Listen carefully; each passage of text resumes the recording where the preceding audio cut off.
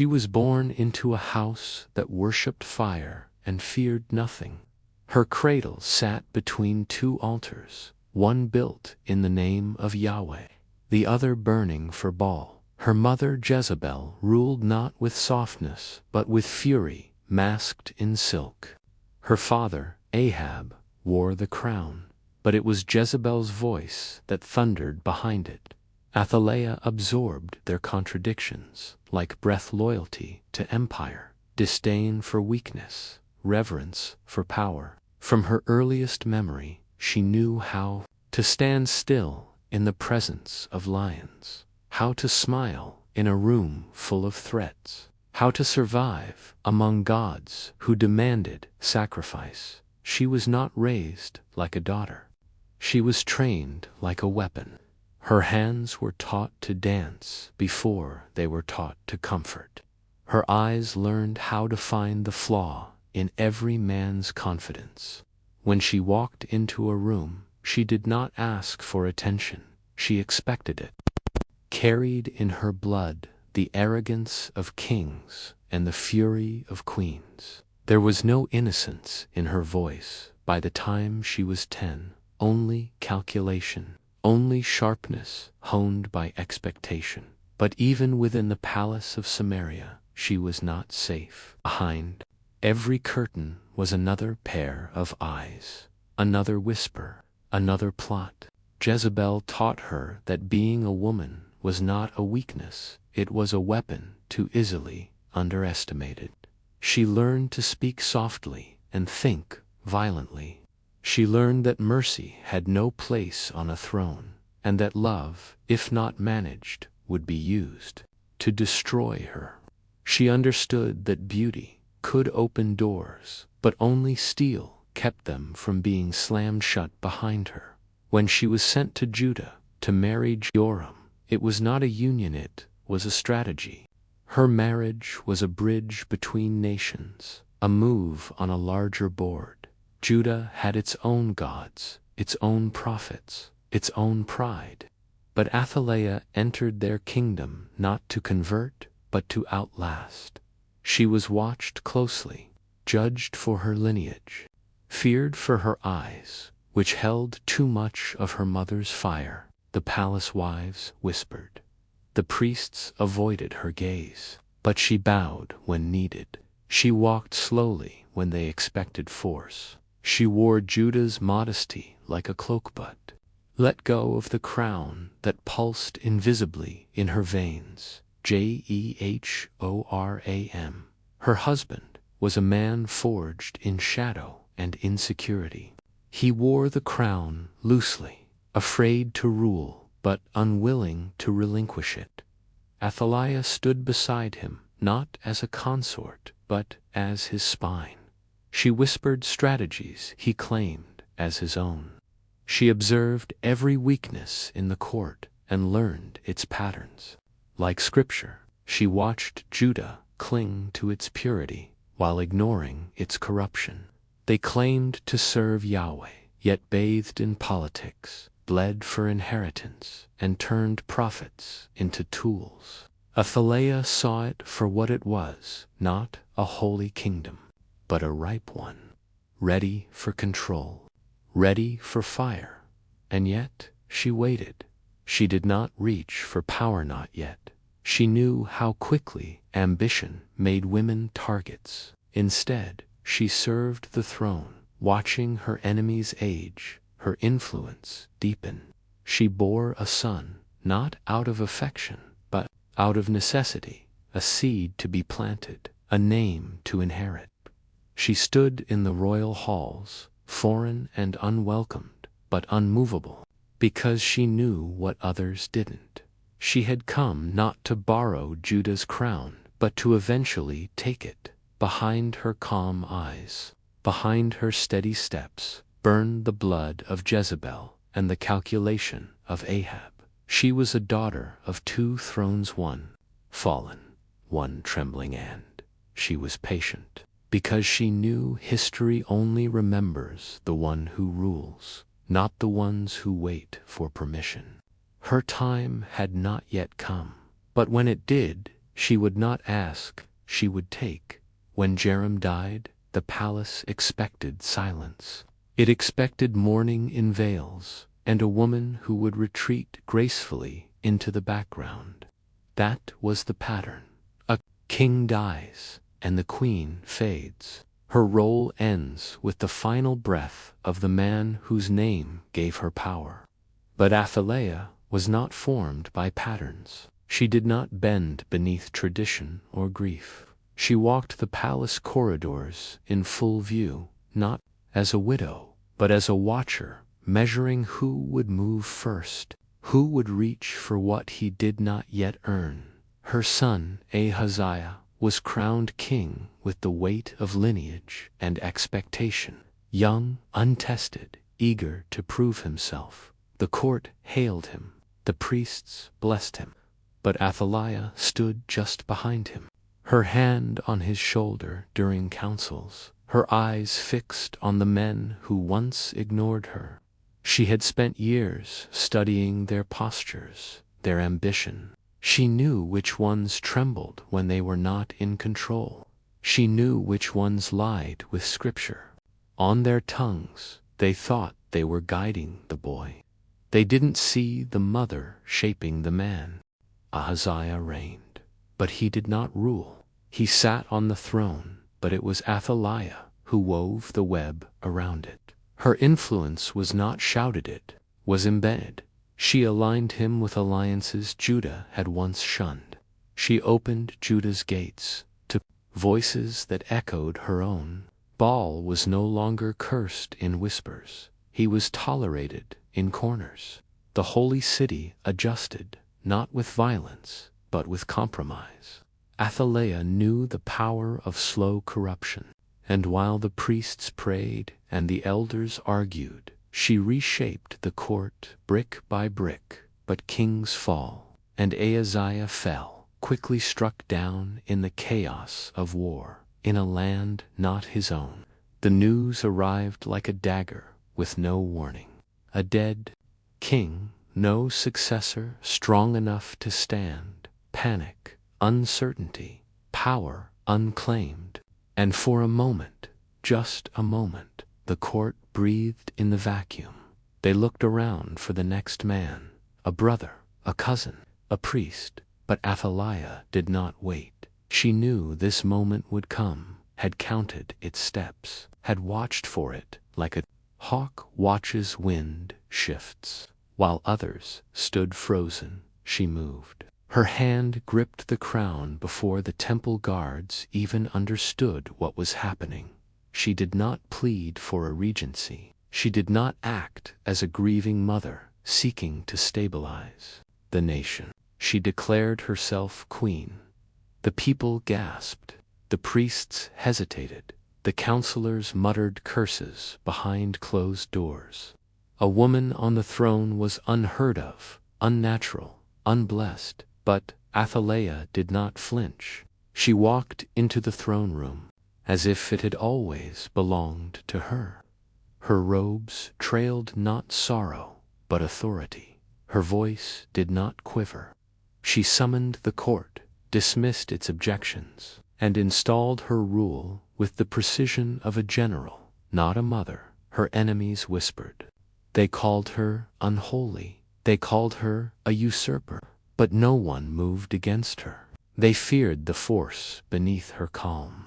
They saw the steel in her eyes and remembered her bloodline, Jezebel's daughter, Ahab's heir, Judah's queen, not by invitation, but by conquest. There was no coronation, no trumpet, only silence that followed her commands and the sound of sandals adjusting direction when she entered a room. ATHALIAH did not wear the crown to represent Judah.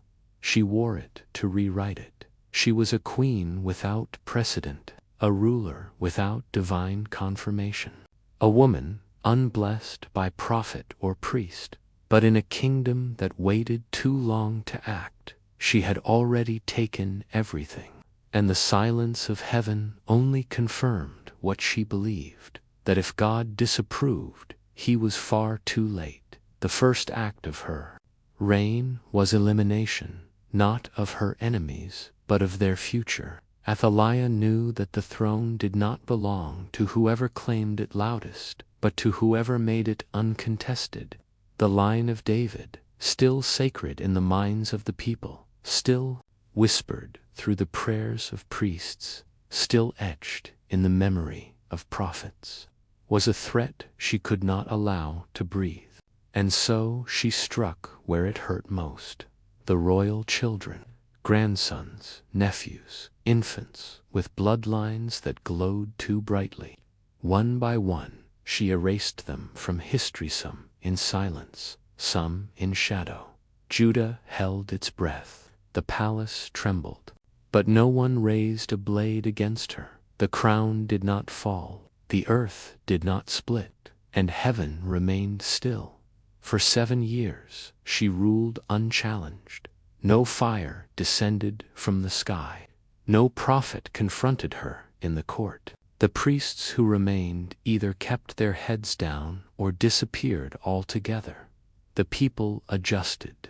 Fear wears the face of order when worn long enough. The temple of the Lord still stood, but its altars were quiet, its fire unlit. Instead, altars to Baal rose, like monuments to her defiance, columns carved with foreign beauty, music that echoed her childhood, worship that mirrored her mother's gods.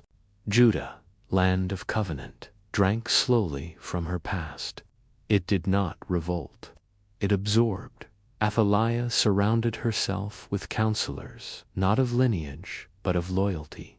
Men who owed her everything. Women who feared nothing but her silence. Her court became a fortress not of righteousness, but of control.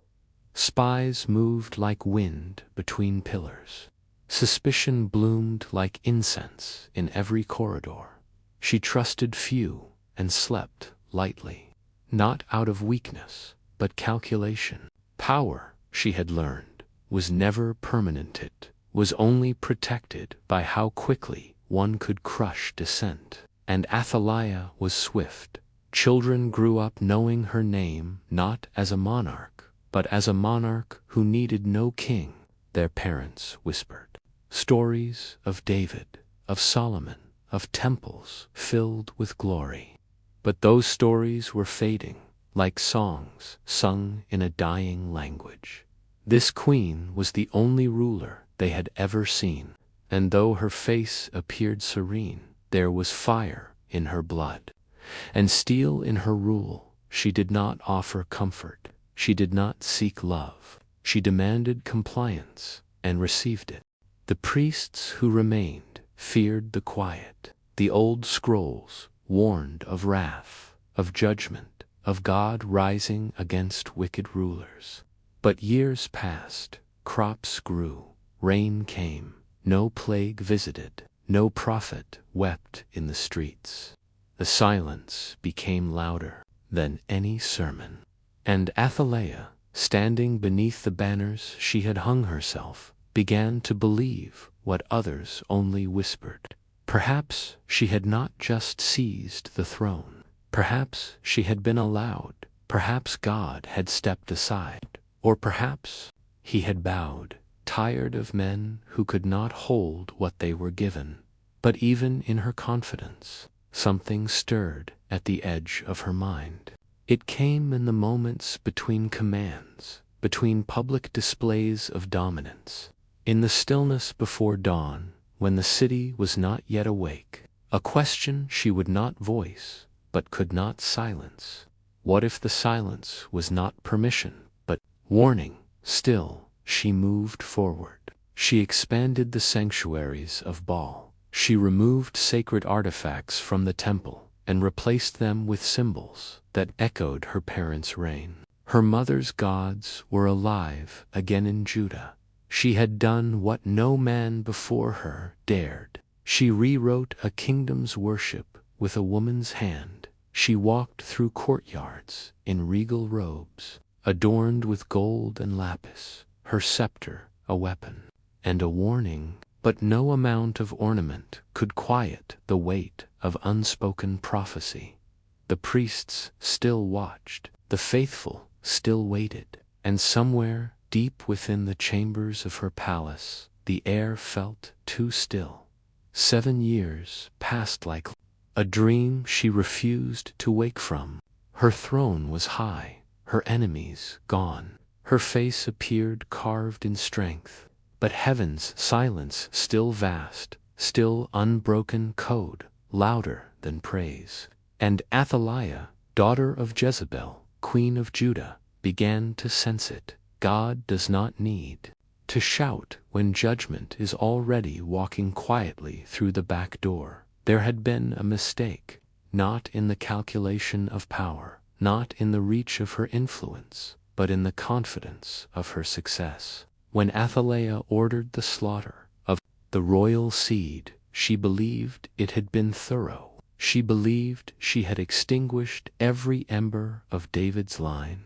But there had been a hidden hand, quiet and defiant, that moved faster than her sword.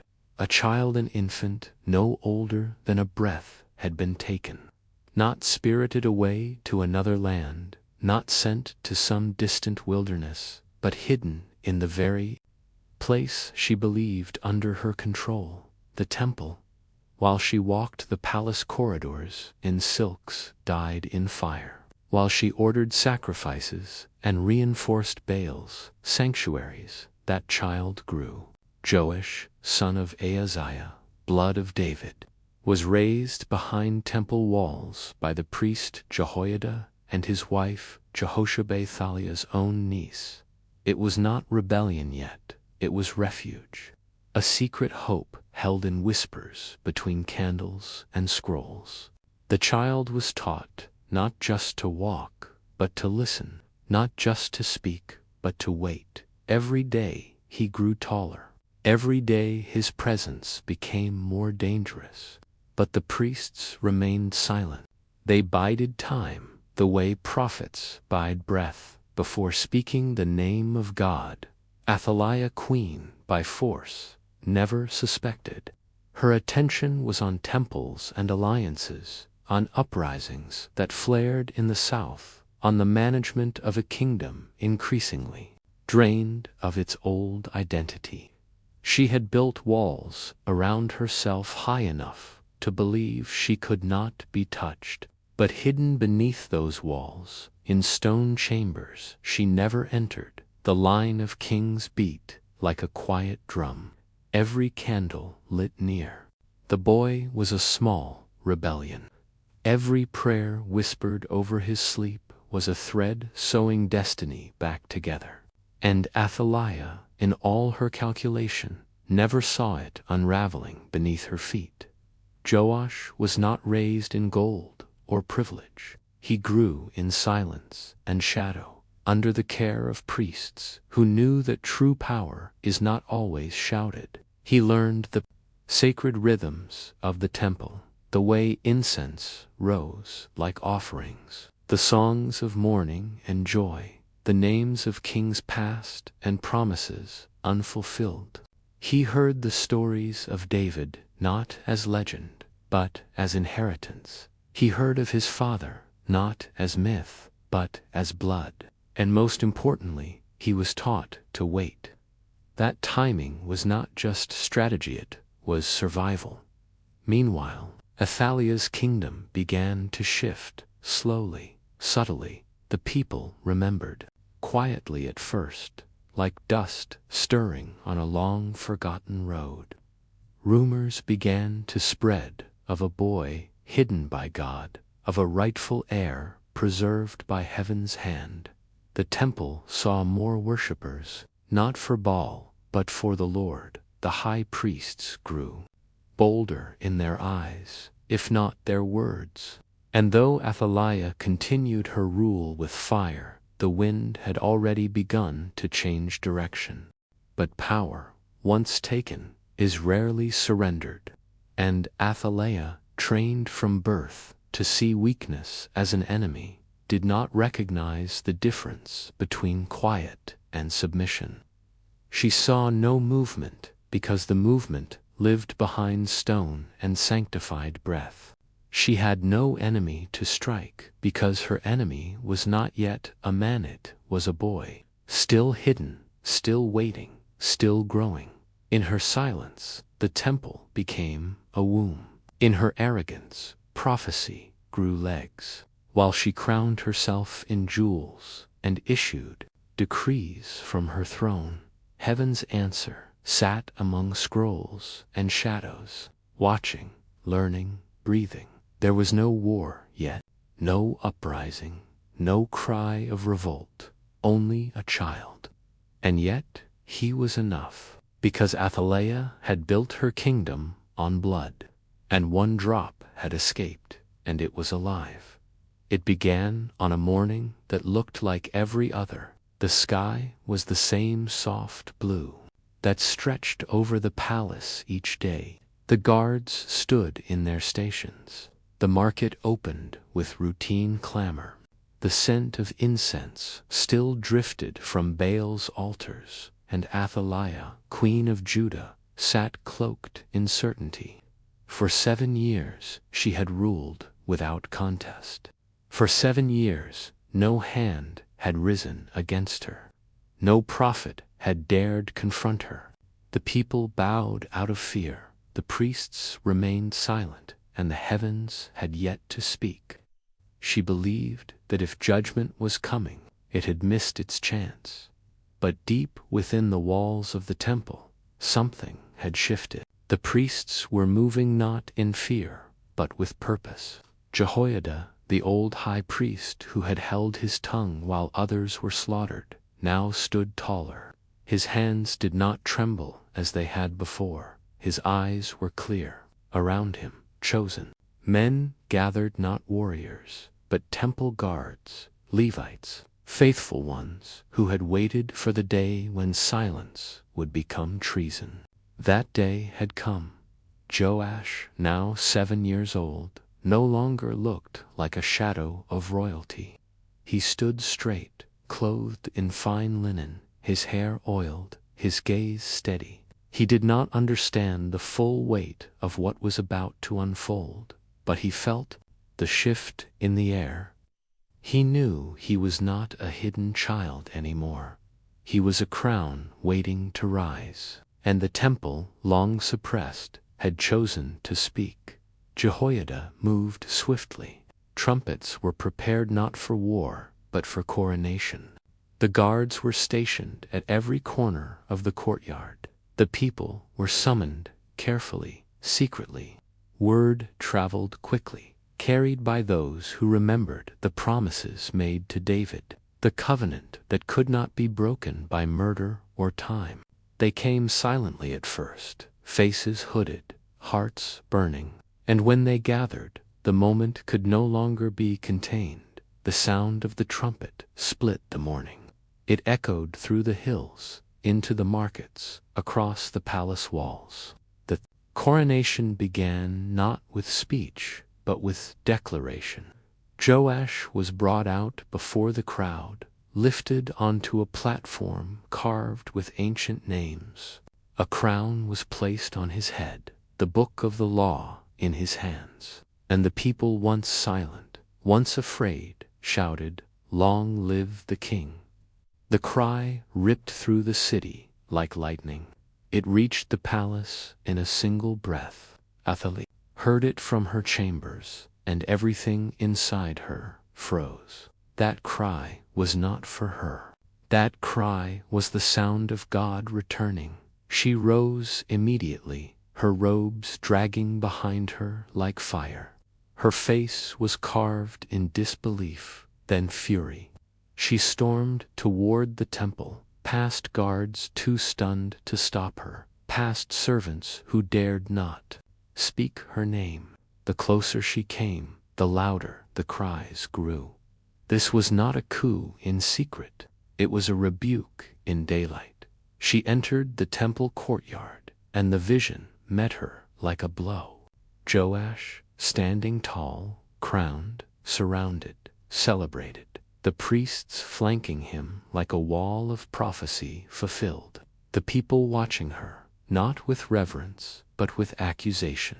She screamed one word, the only word that could fit the horror she now faced: treason. But no one moved. No one echoed it. Her voice, once enough to send men to their deaths, now sounded brittle against the unity of the crowd. She looked at Jehoiada, and in his face saw none of the fear that had once preserved her, only resolve. This was no spontaneous riot. This had been planned, cultivated, hidden in plain sight. The temple had spoken, and she had no more authority there. The priests did not allow bloodshed in the sacred courts. They ordered her taken beyond the walls, through the horse gate. The guards, once hers, now obeyed another. Her screams no longer cut the air. Her commands carried no weight. Her name, feared for years, was now cursed as she was dragged through the streets she once ruled. There was no trial, no final word from heaven, only a sword, swift and sure. The woman who called herself queen fell not before an army, but before the will of a people who remembered their God. Her body was left unburied by royal right, her memory cursed by those who once bowed. But in the temple the sound of singing rose again. The altars were cleansed, the fire lit anew, and a boy king sat on the throne she thought she had secured forever. The silence of God had ended, and the temple had spoken. She was not given the burial of a queen. No procession marched in her name. No psalm was sung. No child was taught to honor her. ATHALIAH's death passed like a shadow swift, necessary, unspoken. Her body was cast out beyond the palace walls, denied the tombs of kings, the linen of dignity. What had been a reign carved in fear ended in a silence so complete it was almost surgical. Judah exhaled, but not in mourning. In relief, the scribes wrote her name down only to condemn it. The priests, who had once trembled under her gaze, now scrubbed the temple clean of her choices. The altars to Baal were torn stone from stone. The idols burned. The symbols of her lineage, those cursed echoes of Jezebel and Ahab, were cast into dust. It was as if she had never existed. The people rebuilt their memory without her, filling the gaps with sacred nostalgia, remembering David, longing for Solomon, naming Joash as rightful and pure. ATHALIAH became a stain best forgotten, a lesson cloaked in horror. This is what happens when a woman takes what God did not give, but she had ruled. For 7 years, the throne of Judah had answered to her voice. For 7 years, men bowed, edicts were enforced, and prophets were silenced. The kingdom functioned, the people obeyed. She had held power not as a placeholder, but as a sovereign. And no amount of rewriting could undo that. Erasure did not change reality, only made it more dangerous, because what is denied is not destroyed, it is buried. And ATHALIAH's legacy was buried deep in the silence of fearful men and the rage of sacred scribes. The mothers remembered, even if the fathers denied. Women whispered her name when their sons mocked their counsel. They spoke of her rise in hushed warnings. What happens to a woman who dares too much, wants too openly, leads without apology? ATHALIAH was not mourned, but she was not forgotten. She lived on in the warnings given to daughters, in the fear woven into ambition, in the pause before a woman stood to speak. And yet there was something more, something the historians did not record, something the priests never admitted. ATHALIAH had not been a foreigner. She was of royal blood, tied to both Israel and Judah, a daughter of kings, a mother of one, and for a time, the only one brave or bold enough to wear the crown. She did not come to the throne by birthright. She came by fire. And though God did not bless her reign, he did not stop it either. For 7 years, heaven let her rule. That silence was not approval, but it was permission. No prophet anointed her, no vision declared her chosen. But power had been granted, and she took it with both hands. She ruled without favor, but not without impact. Her name became a caution, but her reign remained a fact. And facts, unlike opinions, do not vanish long after her bones had turned to dust. Long after Joash grew and the temple glowed with restored offerings. Long after Judah forgot the sound of her voice, the wind still carried it through the stones of the palace she once walked. A throne does not forget the weight of who sat upon it, and though her memory was erased from praise, the foundation knew ATHALIAH had ruled. God let her, and when he had seen enough, he ended her. But even in that ending, her shadow remained not in glory, not in holiness, but in warning. She was the queen God let rule for a while. And sometimes the judgment is not that it ends, but that it was allowed to begin.